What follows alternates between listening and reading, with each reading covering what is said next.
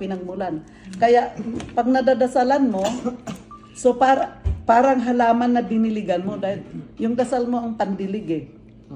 So ito magkaka-sprout, mabubuhay at the same time yung mga ninuno mo na hindi na isurrender yung pagkakamali na itataas. Na ano katulad ng mother-in-law mo. Oh. Na so nakakaginhawa sila. Patuloy lalo na yung kamatayan nila, birthday, All Souls Day, Christmas, Thanksgiving Day, ano mo yan, Christmas, talagang totoo yan. Yung special day. Every 25th ng December, dinideliver yung mga taong ipinagdasal ninyo. Wow. Pag nakarating naman yan sa langit, hindi rin makakalimot ng utang na loob sa inyo. Marami kang katulong na magdadasal doon sa petition nyo. Iyon ang katotohanan.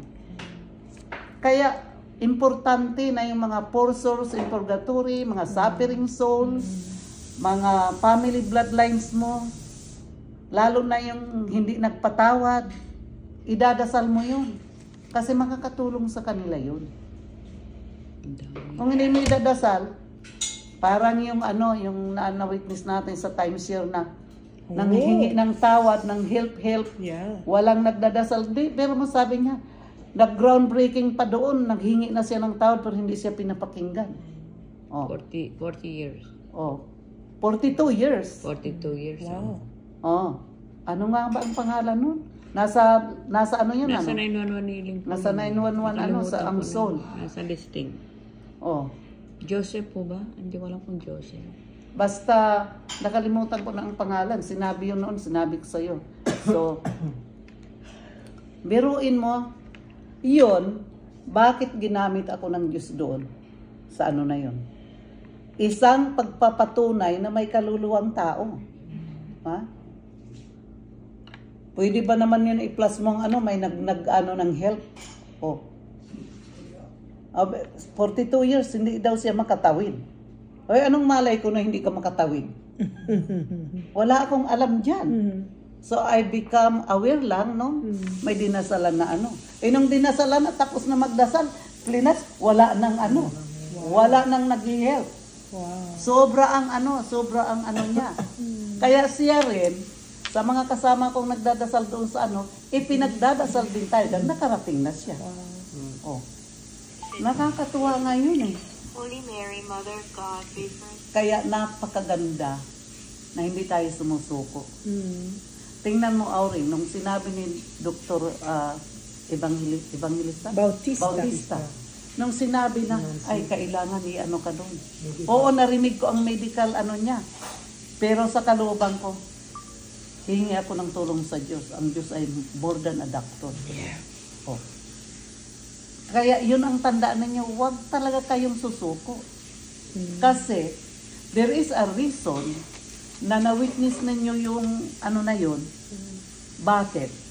Pagkat gusto ng Diyos, sa kahinaan ng katawan ninyo, gusto ng Diyos, gamitin yon as halimbawa. Kasi na-witness ninyo yung you become a witness ng healing ko. Kaya huwag kayong panghinaan ng loob. Siguro kung kayo ang sinabihan, naku, ay ewan ko. Hindi yung sakit sa puso ang sa inyo, sa nervyos. Kasi natakot kayo tinanggap ninyo Right. Ako hindi ko tinanggap. Naniwala ako talaga ng Kaya huwag kayong pasisindak dahil ang nagpapasindak lang sa inyo, kaaway lang soul natin. Bakit? Nanakawin ang soul ninyo mamadiliin. Kasi yun ang iniisip mo ay sige, pinapangalagaan tayo. Lagi tayong binabanggit na, ay, matutumba ko. O sige, tumbahin na natin. No, ako That's the truth. Yeah. Hindi. Diba sabi ng Diyos, don't be afraid, I'm with you. Yes. So, nandun yun. Sino pa nandun yun sa Jubilee. Jubilee message. Don't be afraid. Sino ang kakatakutan mo? Sino ang papaniwalaan mo? Kailangan yung Sinabi ni Jesus, don't be afraid. Kailan mag-crystallize yun sa ating pagkatao. Make sure na yun ang yakapin nyo.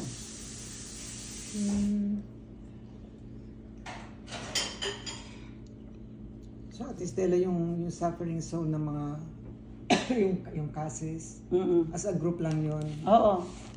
Tapos, ano yung pinagmulan ng mga soul, ng mga dugo mo? Lahat ng pinagmulan. Kasi hindi natin kilala kung sino mga ninuno natin. Oo nga. Pero pag sinabi mong lahat ng pinagmulan ng dugo ko sa mother side, father side, sa mga lulo, ninuno, Kasama ay, na. natutuwa yun sila. Na, oy, parang nandun siya sa hospital. Parang ang tao nasa hospital sa ICU na inabandon, walang bumibisita. Nakalaan na lang sa care ng mga hospital staff. Nakakaawa, lonely sila. Pero pag pinagdasal mo, nagkakaroon sila ng strength. Yeah. Nagkakaroon sila ng buhay. Kaya importante na patuloy na ipinapagdasal. Stella, siguro it came 5, 6, 7 years ago. Kasi ang dami nga pinagdadasal, no? Like, Lord, paano ba? Dumating yung salvation of all souls. All. So, naikwento ko sa isang may retreat po sa LA kay Father. Sino nga yan? Yung nag-exorcist na priest na Tagalog, Pilipino. May retreat. Sabi ko, yun po ang sa akin, yung salvation of all souls, yung leading. Sabi niya, naku, yan ang puso ni Jesus Christ. All souls. Sabi ko, ganun ba yun? Kasi, ang dami, di ba? Ang haba ng lista. Sabi ko, paano ko pong maalala lahat yun? So, kaya dumating yung all souls. Salvation of all souls. Lahat, no? All souls. Kaya nakakatuwa talaga. Ako rin, dinagdag ko yung for all our family bloodlines, for all our loved ones. Kasama na yung mga kapatid mo, mga kamag-anakan. For all. Andun yun. Family bloodlines. Kasi hindi, gaya ko Sa gabi-gabi, nagdadasal kami sa kapilya eh. Yun ang inaano namin. Nakakatuwa. Living and dead. Yung pa sabi ko, narinig nung pare, nung nagpapamasa ko, all souls, living and dead. Well, sabi ko, it's just an inspiration, It came to me in prayer, All souls, living and dead. Kasi, pag sinabi all souls, usually, iniisip purgatory lang, Pero, lahat, actually. Oo. Yeah. Nakakatuwa yung ako rin, lagi kong binabanggit. All the souls, or living and dead. Yeah. Saka yung suffering soul, lagi kong inano. For all the suffering. Yung suffering soul na hindi nag-admit ng truth, hindi nagkumpisal. Na nirefuse na kilalanin yung pagkakamali. So, hindi nila naihingi ng tawad. So, Totoo ba 3 times daw sabi ni Father yung nagpo-promote yung nagpari siya dahil may 3 Pilipinang nagdasal para sa kanya. Si Father, yung nagpo-promote ng Saan? Taga saan? Tiga Long Beach, California siya Kilalang-kilala siya. Nagpipreach siya about St. Joseph. Pinopromote niya si St. Joseph. Kaya talagang napakaano. Hanapin ko pangalan. Itong samahan natin, para talagang pamilya. Para talagang pamilya. Yeah. Oo naman. Nakakaano. St. Joseph. Kaya tandaan ninyo, pag dinadasal ninyo, nagkakaroon ito ng new sprout. Di ba? Ito pangalan. Di ba sa Kilala ko yun. di ba sa sa Flores de Mayo natin? Tuyong kahoy magdaragta kung ikaw ang mag-alaga. Di ba? Opo. Ibig sabihin, inalagaan tayo ni Blessed Mother. At the same time, inalagaan natin ang ating soul. Inilalapit natin. Kaya napakaganda. Napakaganda ng Puputol siya. Ganyan siya. Ay, Nagpupos. nako.